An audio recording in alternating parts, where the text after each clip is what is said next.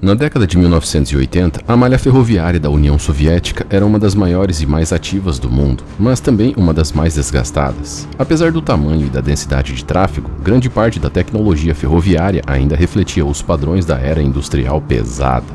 Sistemas robustos, rígidos, com baixa automação e forte dependência do fator humano. As locomotivas elétricas modernas simbolizavam uma tentativa de modernização. Redes de sinalização obsoletas e infraestrutura de manutenção defasada. Os sistemas de freio continuavam majoritariamente pneumáticos e exigiam inspeções manuais precisas, baseadas em comunicação eficiente entre as equipes. Algo que, sob pressão e com sobrecarga de trabalho, nem sempre acontecia. A rotina ferroviária soviética se apoiava muito mais na experiência dos trabalhadores do que em protocolos sólidos. Era comum confiar na intuição dos maquinistas e técnicos para sentir o comportamento do trem, improvisar reparos e manter o sistema em movimento. A segurança dependia menos da tecnologia e mais de julgamento humano. Por trás dessa dependência do improviso, havia uma estrutura social e administrativa moldada pela rigidez do regime. A hierarquia era inflexível, a burocracia sufocante e a margem para questionar ordens praticamente inexistente. Em um sistema onde admitir falhas significava punição, a tendência natural era ocultá-las ou contorná-las. Assim, a negligência deixava de ser exceção e se tornava parte do método. Dentro das estações e oficinas, reinava a cultura do cumprir metas, não importava o estado dos equipamentos ou a segurança das operações. Técnicos, inspetores e maquinistas seguiam ordens em um ciclo que priorizava a produtividade em detrimento de prudência. Na manhã de 6 de agosto de 1987, o trem de carga número 2035 partiu da estação Armavir, carregando cerca de 55 toneladas de grãos distribuídos entre 52 vagões graneleiros, arrastados pela locomotiva diesel-elétrica 2TE. Era um dos modelos mais icônicos da engenharia ferroviária soviética. Projetada nos anos 1960, a 2TE nasceu da necessidade de mover comboios imensos por regiões sem eletrificação, cruzando vastos campos agrícolas, montanhas e zonas industriais onde a infraestrutura elétrica ainda não existia. Cada unidade era composta por 2 módulos idênticos, formando um conjunto de 12 eixos motrizes. No coração da máquina, 2 motores Colomna D70 de 10 cilindros a diesel geravam mais de 4.000 kW de potência combinada. Mas o motor não movia as rodas diretamente. Ele acionava um girador elétrico que alimentava motores de tração instalados nos eixos. Esse sistema híbrido combinava a força do combustível com o controle e a suavidade da tração elétrica. O resultado era impressionante. O 2TE podia arrastar mais de 6.000 toneladas de carga em um único comboio. Seu corpo alongado, os faróis duplos e o escapamento lateral, lançando nuvens densas de fumaça, se tornaram marca registrada das linhas agrícolas do sul soviético. O interior era rústico e barulhento. O painel vibrava com o som grave do motor. E o calor da cabine era constante. Uma máquina construída para resistir, não para oferecer conforto. Durante décadas, locomotivas 2TE dominaram as rotas do Cáucaso, do Donbass e do Volga, transportando matéria-prima rumo ao norte industrial. Seu alcance não dependia de cabos elétricos, bastava abastecimento de combustível e vigilância mecânica constante. Essa autonomia tornava o 2TE o símbolo da autossuficiência, a locomotiva que podia chegar a qualquer lugar, sob qualquer condição. Próximo da meia-noite do mesmo dia, coberta de fuligem e poeira, a locomotiva chegou à estação Likhaya. A parada era extremamente necessária. Além da troca da tripulação, havia a necessidade da troca da locomotiva. A 2TE havia cumprido sua parte. Ali terminava o domínio das locomotivas a diesel e começava o território da eletricidade. Likhaya marcava o limite dessa zona. A partir dali, o trecho era eletrificado com cabos de 25 kV, ligando-se diretamente ao corredor ferroviário de Moscou. Por isso, o trem precisava trocar de tração antes de seguir viagem. Sob os cabos de alta tensão, a 2TE foi desacoplada para dar lugar à moderna VL-80. A VL-80 foi a espinha dorsal das ferrovias eletrificadas soviéticas. Produzida a partir de 1961, ela nasceu da necessidade de reduzir a dependência do diesel e transformar as principais rotas da União Soviética em uma rede movida por eletricidade. Projetada para tracionar comboios de carga pesada, a VL-80 operava com corrente alternada de 25 kV e 50 Hz, captada diretamente dos cabos aéreos por pantógrafos duplos. Era composta por 2 unidades acopladas com opção para a adição de uma terceira. cada uma com 4 eixos motrizes e um conjunto de transformadores que alimentavam 8 motores elétricos de tração.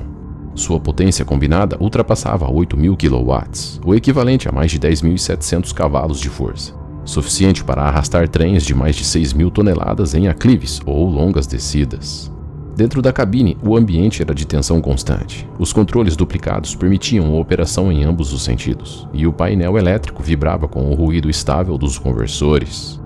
O maquinista precisava equilibrar potência e pressão de ar manualmente, porque, embora a tração fosse totalmente elétrica, o sistema de freios ainda dependia de ar comprimido, herdado de gerações anteriores. Era a combinação entre tecnologia de ponta e mecânica tradicional. Durante décadas, a VL-80 foi símbolo de eficiência e modernização soviética. 4.921 unidades foram produzidas entre 1961 e 1995. Naquela noite, a estação de Likhaya fervilhava de atividade como sempre. Sob a luz dos refletores, técnicos e operários se moviam com pressa, tentando cumprir o cronograma antes da chegada de novos comboios. Os técnicos iniciaram a troca das locomotivas. Ao tentar desconectar as mangueiras de freio, perceberam um vazamento de ar na linha entre o 6º e o 7º vagão. O chiado agudo denunciava perda de pressão e dificultava o desacoplamento.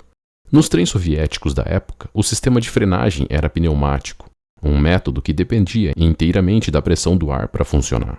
O ar comprimido gerado na locomotiva era enviado por uma linha principal que corria de vagão em vagão, conectada por mangueiras e válvulas manuais. Quando o maquinista acionava o freio, ele reduzia a pressão nessa linha. Esse pequeno desequilíbrio fazia com que cada vagão automaticamente ativasse seus próprios cilindros de freio, pressionando as sapatas contra as rodas. Ao soltar o controle, a pressão era restaurada e os freios se liberavam. Era um sistema simples e confiável, desde que o ar circulasse livremente por toda a composição. Por isso, cada vagão possuía 2 válvulas de passagem, uma na frente e outra atrás, responsáveis por conectar o fluxo de ar entre eles. Essas válvulas serviam para isolar trechos específicos do trem em caso de manutenção, troca de vagões ou vazamento. O procedimento ideal era isolar o ponto, substituir a peça defeituosa e refazer o teste completo de freios. Mas isso consumiria tempo e um trem de passageiros se aproximava pelo mesmo corredor. Sob pressão de horário, o chefe de pátio decidiu fechar a válvula de passagem entre o 6º e o 7º vagão para conter o vazamento. O som cessou. Só então a VL-80 de 3 seções foi acoplada. Alinharam-se os engates, conectaram-se os cabos de controle e fixaram-se as mangueiras pneumáticas. Quando o compressor da VL-80 foi acionado, a linha principal pressurizou sem ruído aparente. Dentro da VL-80, os manômetros indicavam normalidade porque a linha de freio só alimentava os 6 primeiros vagões. Pressurizar um trecho curto engana os instrumentos, e os manômetros mostraram valores normais, o que não dava para ver a partir dos indicadores na cabine. Porém, é que, a partir daquela válvula fechada, os 49 vagões traseiros permaneceram isolados do ar de freio. Durante o teste obrigatório de freios, um inspetor percorreu toda a composição, verificando visualmente se as sapatas estavam pressionadas contra as rodas em cada vagão. Esse era o momento em que o inspetor deveria ter percebido que 49 vagões estavam sem freio. Mas não percebeu, porque a válvula foi fechada quando os freios estavam acionados e as sapatas estavam de fato pressionadas contra as rodas, e só se soltariam quando o trem começasse a andar. Concluída a checagem, ele reportou por rádio ao colega que estava tudo certo e seguiu para o trem adjacente. Em seguida, este outro colega confirmou a resposta e emitiu o certificado de teste de freio ao maquinista. Agora o trem de carga estava pronto para seguir viagem. À frente do VL-80 estava o trem de passageiros número 335, vindo de Rostov com destino a Moscou. Dentro de seus 15 vagões, famílias, soldados e estudantes embarcavam durante a madrugada. À 00:55, o semáforo da via principal ficou verde e o 335 avançou, desaparecendo no horizonte. 7 minutos depois, o VL-80 de 3 seções também recebeu sinal verde para sair. A composição deixou Likhaya a 1:02 da madrugada. O trecho entre as estações de Likhaya e Kamenskaya integrava o corredor ferroviário Moscou-Rostov, uma das rotas mais movimentadas e vitais do país, usada tanto para o transporte civil quanto para o deslocamento de recursos militares e energéticos. Por essa linha passavam diariamente dezenas de trens de passageiros e de carga, transportando grãos, carvão e derivados de petróleo. A região é marcada por uma topografia irregular, com longos trechos de descida acentuada, curvas amplas e mudanças bruscas de altitude. Entre Likhaya e Kamenskaya há um declive de quase 200 metros em apenas 24 quilômetros, um segmento classificado pelos próprios engenheiros ferroviários como zona de controle contínuo, onde a vigilância constante do maquinista e a plena funcionalidade do sistema de freios eram obrigatórias. Durante a noite, as operações tornavam-se ainda mais delicadas. A queda de temperatura alterava a pressão do ar nos sistemas pneumáticos, exigindo reajustes constantes. Mas a topografia não era o único desafio. A estação Kamenskaya, responsável por coordenar cruzamentos entre comboios de carga e passageiros, operava frequentemente no limite de sua capacidade. Seus trilhos principais permaneciam ocupados por composições estacionadas, tanques de combustível e manobras de rotina, o que reduzia drasticamente as opções de desvio em caso de emergência. O maquinista manteve a velocidade em torno de 40 km por hora, monitorando a pressão do sistema de freios, mas conforme o trem avançava, seu comportamento começou a mudar. O maquinista acionou os freios e mediu o trecho percorrido até a velocidade cair para 10 km por hora. A agulha de velocidade desceu, os manômetros ficaram estáveis e, à primeira vista, estava tudo funcionando. Só que o caminho de frenagem foi de 700 metros, quando o referencial operacional para aquela aplicação seria de 300 metros. Esse era um sinal claro de que algo estava errado. Ainda assim, a equipe atribuiu o comportamento ao peso extremo do comboio. De acordo com a investigação posterior, o maquinista não tinha experiência suficiente na condução de trens de grande peso, o que contribuiu para subestimar o sinal de alerta e postergar a adoção de medidas mais efetivas de controle. Minutos depois, cerca de 8 km adiante, o trem entrou em uma longa descida de cerca de 11 metros por quilômetro. Sem a participação efetiva dos vagões de cauda na frenagem, as 3 seções do VL-80 passaram a ser empurradas pela carga da locomotiva em direção à próxima estação, acumulando uma energia cinética impossível de conter. A essa velocidade, o impacto equivaleria à colisão de dezenas de caminhões-tanque simultâneos. Desesperado, o maquinista tentou ativar o freio eletrodinâmico da VL-80, que transforma os motores de tração em giradores para conter a velocidade, acionando-o 2 vezes sem resultado. Por fim, tentou o freio reverso, invertendo o sentido da corrente nos motores elétricos, uma manobra extrema e perigosa, usada apenas quando não há outra opção, mas nem isso deteve o trem. A 10 km da estação Kamenskaya, a equipe conseguiu contato de rádio com o despachante Litvinenko e avisou: "Temos um trem pesado, com falha total nos freios, descendo em alta velocidade." Na estação, o cenário era crítico. Todas as vias estavam ocupadas, inclusive com trens de carga transportando produtos perigosos. Um trem de passageiros estava parado na linha 5, enquanto o número 335 aguardava no sinal de entrada, prestes a receber a autorização. Os trens de passageiros estavam com atraso. O motivo parecia banal. O trem de carga número 2081, que seguia à frente na mesma linha, havia conduzido o ritmo e se atrasado cerca de 5 minutos. Seu maquinista superestimou o tempo de frenagem em uma das seções de declive, deixando a linha principal bloqueada por mais tempo que o previsto. Esse pequeno atraso foi o suficiente para quebrar a cadência perfeita que mantinha os comboios separados com segurança. Quando o trem de passageiros número 335 finalmente entrou em Kamenskaya, ainda desacelerando na plataforma, o trem de carga número 2035 já havia perdido o controle quilômetros atrás. O despachante, ciente da gravidade da situação, tentou liberar a linha, ordenando que o trem número 335 atravessasse Kamenskaya sem parar. Porém, a mensagem nunca chegou, não por um problema técnico, mas por mais um erro banal. Dentro da locomotiva do trem número 2035, o assistente Yuri, por descuido ou desespero, manteve o botão do microfone pressionado após concluir sua transmissão. Isso manteve o canal de rádio aberto em transmissão contínua, bloqueando toda a frequência usada pelos trens na região. Naquela época, os trens soviéticos usavam rádios VHF analógicos de canal único, operando em um sistema chamado pressione para falar. Isso significava que apenas um transmissor podia enviar sinal por vez. Quando um operador pressionava o botão do microfone, seu rádio ocupava toda a frequência, e enquanto o botão permanecesse pressionado, nenhum outro trem conseguia transmitir ou receber mensagens. O sistema não possuía bloqueio automático nem canal de prioridade. Assim, se alguém esquecesse o botão acionado, o canal inteiro ficava travado. Enquanto o ruído estático preenchia o circuito, o controle central perdeu completamente o contato com as locomotivas à frente. Ainda sem saber do perigo que estava correndo, o trem número 335 recebeu sinal de 2 amarelos, via livre com precaução, e entrou em Kamenskaya às 1h28, parando na plataforma para embarque de passageiros. A estação Kamenskaya seguia em operação normal, eram 1h15 da madrugada. A maioria dos funcionários já se preparava para o trânsito do trem de passageiros número 335. Nos trilhos principais, a linha estava quase toda ocupada. Um trem de carga estacionado aguardava a liberação na via lateral, carregado com óleo combustível e tanques de produtos inflamáveis. Outro trem de manobra manobrava vagões vazios. E sobre o trilho central, o trem de passageiros número 335 havia acabado de parar para embarque e inspeção de rotina.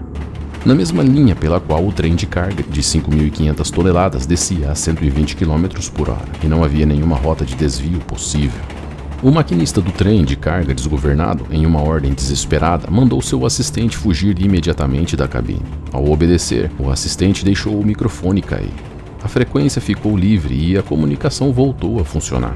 O despachante, aproveitando um instante de silêncio no rádio, finalmente conseguiu contatar o maquinista do trem de passageiros número 335. Em poucas palavras carregadas de urgência, ele explicou a situação e ordenou partir imediatamente da estação. O maquinista acatou a ordem no exato minuto de 1h29 da madrugada, pondo o trem em movimento após ficar parado na plataforma por apenas 1 minuto. Porém, outro erro ocorreu. O que era uma tentativa de evitar o pior acabou sendo tragicamente mal interpretado. Dentro do trem de passageiros, os condutores responsáveis pela segurança e embarque não tinham ciência do caos que se desenrolava no rádio. Do ponto de vista deles, a composição parecia ter começado a se mover, como se o maquinista tivesse partido antes da autorização final. Seguindo à risca os protocolos ferroviários soviéticos que determinavam frear qualquer trem que se movesse sem ordem, o condutor G. Turkin, posicionado no vagão 10, reagiu instintivamente e puxou o freio de emergência, imobilizando o trem no pior momento possível. O precioso impulso do trem 335 foi imediatamente perdido. O assistente de maquinista de passageiros correu em direção ao vagão para esclarecer a situação. Nesse momento, o barulho do 2035 se aproximando já podia ser ouvido da estação. Não havia mais tempo. À 1h30 da manhã, o trem atingiu a chave número 17, em sua entrada para o ramal. A violência da velocidade fez o engate automático entre o primeiro e o segundo vagões se romper 1 minuto depois, a 1h31. O segundo vagão descarrilou, e os vagões seguintes colidiram em cadeia com ele, criando um engavetamento maciço de vagões de carga. No entanto, a locomotiva elétrica, juntamente com um vagão graneleiro, formando uma massa combinada de 288 toneladas, permaneceu assustadoramente nos trilhos. Esse projétil descontrolado seguiu para a via 5, percorrendo 464 metros antes de atingir seu alvo. Às 1h32 da manhã, as 288 toneladas colidiram com a traseira do trem de passageiros, a uma velocidade estimada de 140 km por hora. A força do impacto pulverizou os vagões de passageiros que transportavam pessoas, muitas ainda dormindo.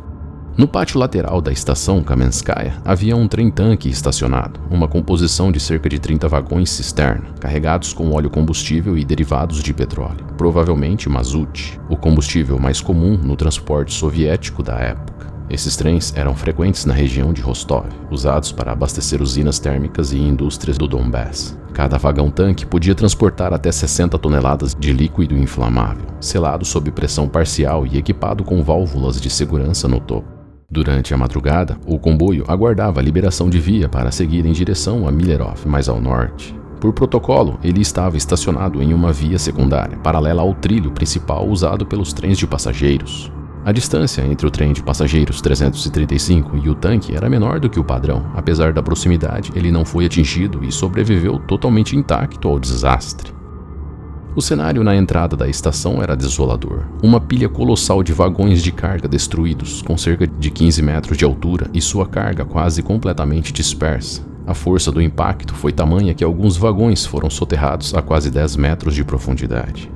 Ao todo, 300 metros de trilhos, 2 chaves de mudança de via, 8 torres de contato aéreo e 1.000 metros de fio de contato aéreo ficaram avariados ou destruídos.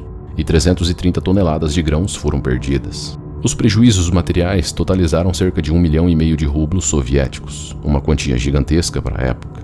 O acidente ceifou a vida de um total de 106 pessoas, sendo 104 passageiros e 2 condutores, que morreram diretamente na colisão.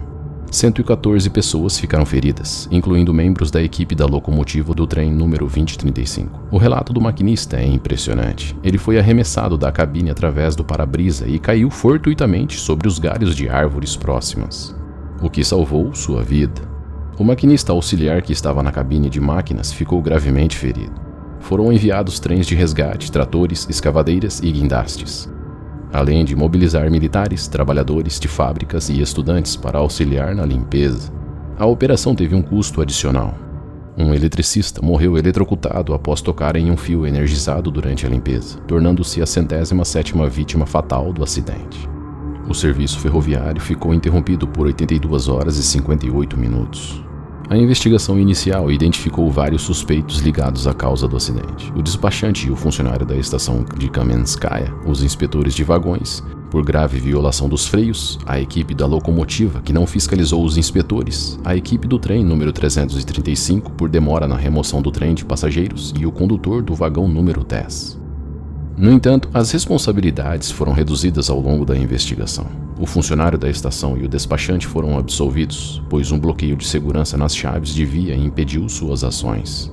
A equipe do trem número 335 e o condutor também foram absolvidos. A equipe da locomotiva do trem 2035 não foi julgada por razões humanitárias, visto que o maquinista ficou completamente incapacitado e o auxiliar gravemente ferido. Como resultado, os inspetores de vagões Chusov e Puzanov foram considerados os principais culpados. Em 17 de novembro de 1988, eles foram condenados a 12 anos de prisão. Se você chegou até aqui, obrigado por me assistir. Espero ver você no próximo vídeo.